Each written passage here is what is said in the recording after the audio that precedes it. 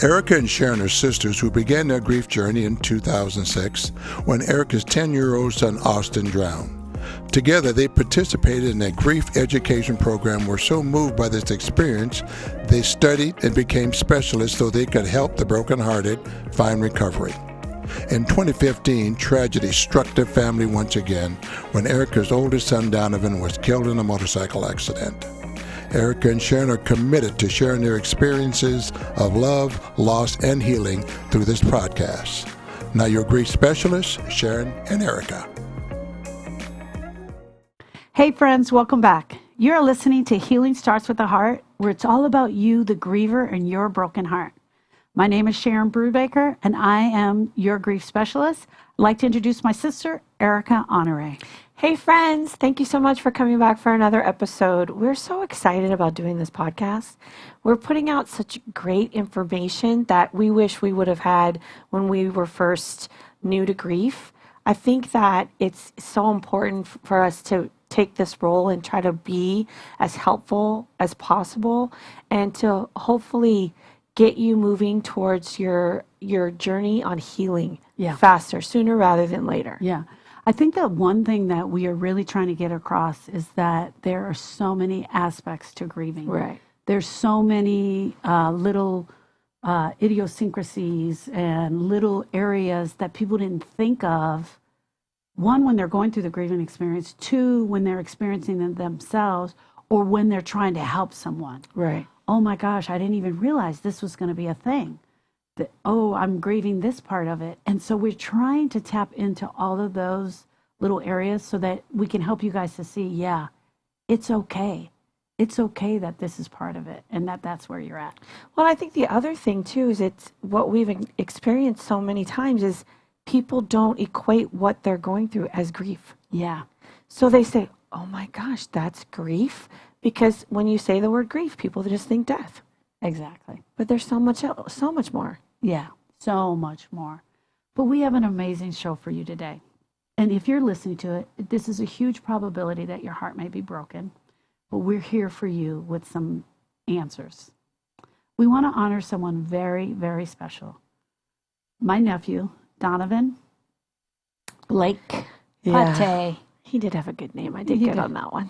I'm not going to say you helped me, but maybe you did. Apparently I helped her with the name. Donovan was my godson. He was my first nephew. He was the first born to me on this side. Grandson.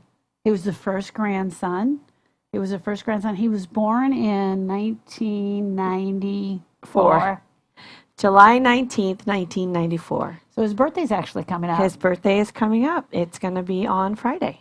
And so in March, we had Austin's birthday. Yeah. And we did a show all about Austin. But this show is going to be all about Donovan. And we're so glad that you guys get to share this with us today.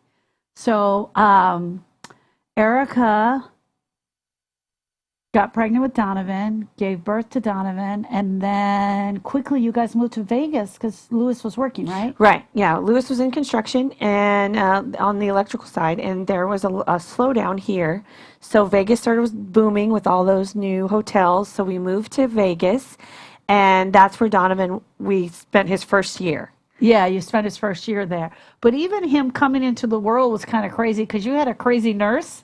Yes, I did. You had a crazy nurse, and she was like giving him a bottle instead of letting you breastfeed, right? Right. Remember that? Yeah. And so Erica called me one night at like 11, or it was like midnight. Yeah. And I was getting dressed to go to the hospital. My mother was like, don't you go down there and cause any problems. And I came, right? Yeah, you did. I absolutely came. So I was helping you with the breastfeeding. So from the very first moment, I was dialed in with my nephew. Right. Yeah. And because you had the two girls. You had Lauren and Brittany. Peggy had Kelsey. And so they were all kind of close in age. So it was like so fresh, to be able to kind of guide me through we were all what raising being our a new kids mom together. was. It was kind of cool. He had this amazing curly hair as a baby. You didn't want to cut it till he was a year. Yeah. Well, that was kind of like the tradition. You wait until a year, but his curls just got bigger and bigger. Right. And he loved, I want to say this, you guys, he loved his cousins, Kelsey, Lauren, and Brittany. Like he And Keith looked Michael. at them with such awe. But Keith Michael wasn't born yet. Right. And he would look at them with such awe and just like follow them around. And Lauren and Brittany went to spend the weekend with them once, which they still talk about to this day. That Donovan was their cousin, and there was no ifs, ands, and buts about it. Yeah. They just really loved him. Yes. And even with Kelsey, a picture just came up in my memories because he would Easter go egg? spend the night when Peggy dressed him up with the tiara and the wand, because Lewis is very, very, manly man. I call him a caveman sometimes. So our sister-in-law Peggy was messing with him, and because he was playing with Kelsey, she had all girl toys. So he had a tiara on, a t-shirt, a diaper, and a wand, and he was smiling from ear to ear. He was a toddler.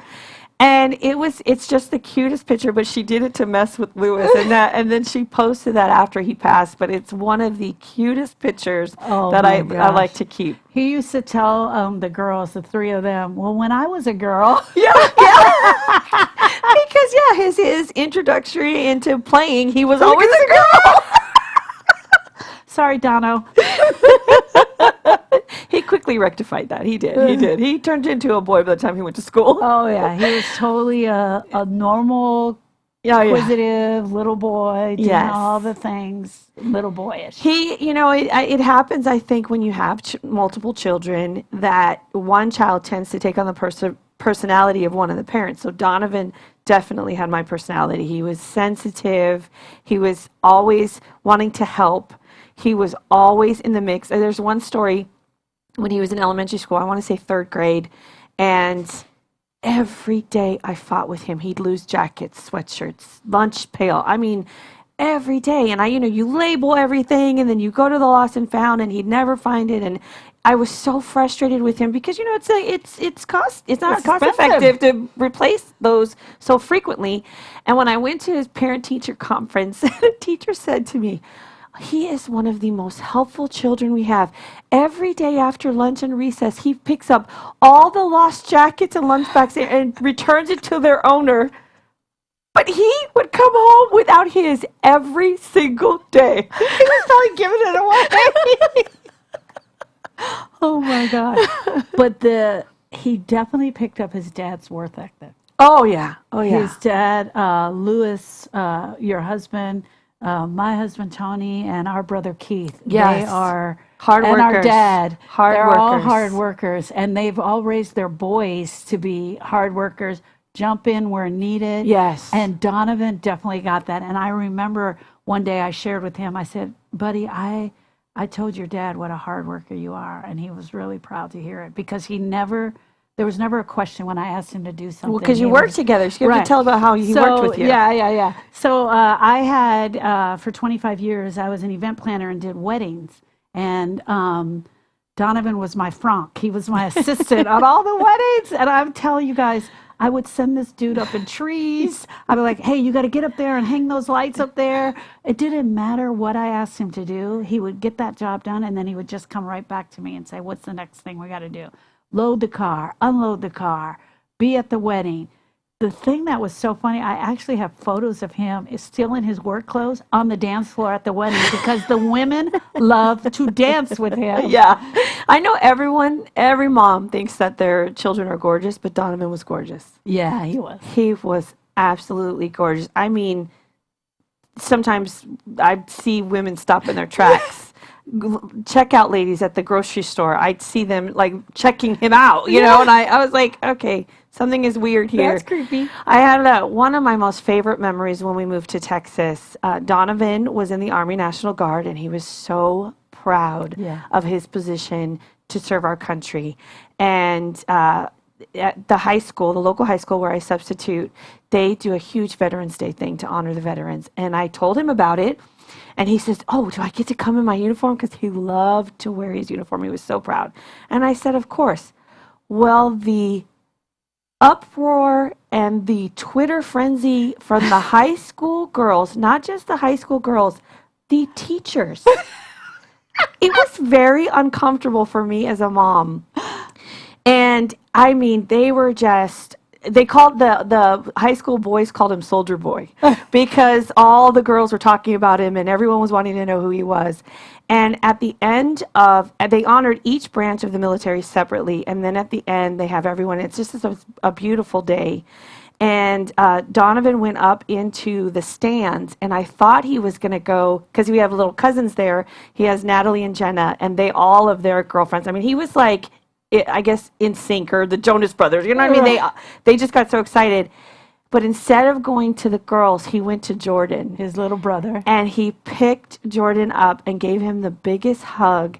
And I could just see Jordan's like heart just swell. And I was in the stands watching, and tears were just coming. It was one of the most beautiful moments as a mother I got to witness between big brother, which there's a 9-year age gap. So, you know, that you don't always get those special moments. And that is one hands down that just imprinted on my heart.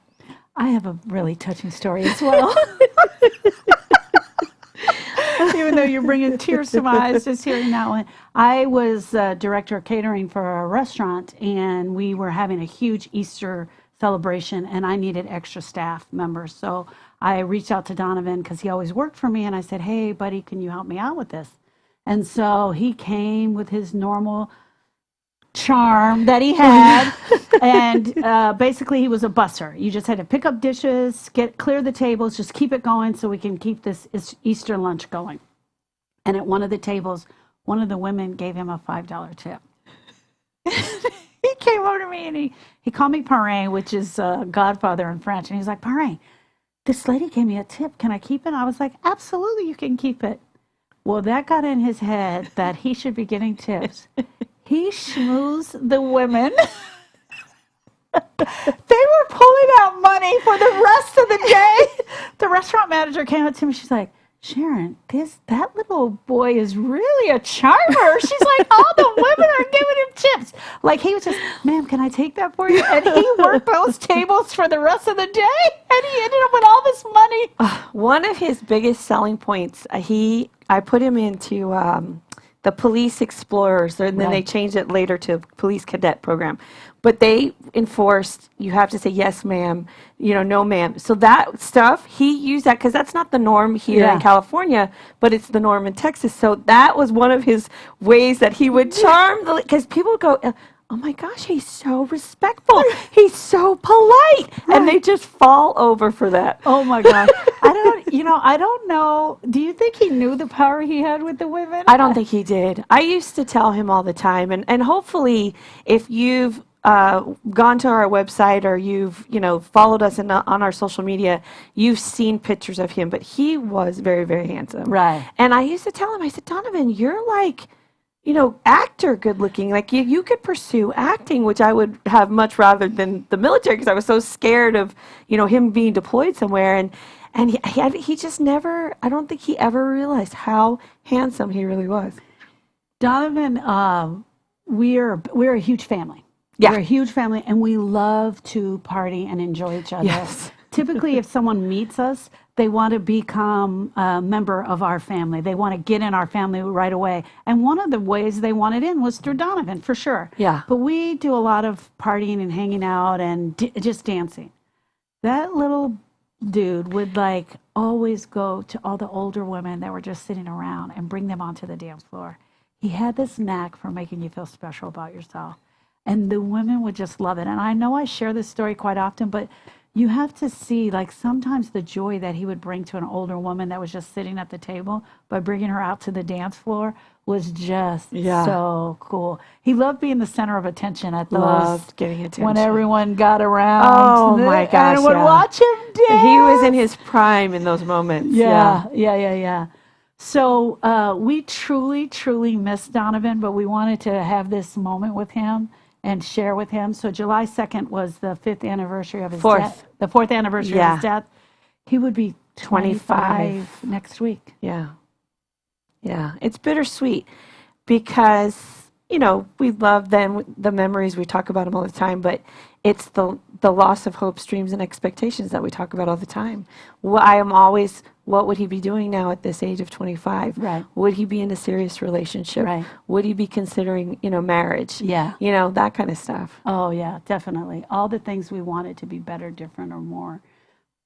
But there's something else that goes on here. We're able to, because we are recovered Right. from our broken heart. Yes. We're recovered from the pain in our heart. Yeah. You and I can sit and have this conversation about Donovan Right. so clearly. Yeah. And with so much love. And even though I'm welding up with tears because of all the memories and all of that, I still have no pain from that. Right. Right. But there's something else that happens, though. We really miss him. I miss him every day. And sometimes trying to get the grievers to understand that part is that there's no pain, but we miss him. Right. And there's nothing to really, there's no cure for the missing. No. There's not a tool that we could teach that's going to say, this is going to make you feel better. Yeah. The missing them, and I say to people all the time, that's the worst part. Yeah. That's the worst part. Donovan, I miss you so much. I do miss too. you being in my life. I miss every moment of what our future would have been like together. We wouldn't have been doing weddings, but man, you'd have been right here helping Mom and I getting this business together. And I just know you'd have been involved. And so thank you for making me an aunt. Thank you for making me the cool aunt. Thank you for being in my life. I would say I'm not mad at you anymore.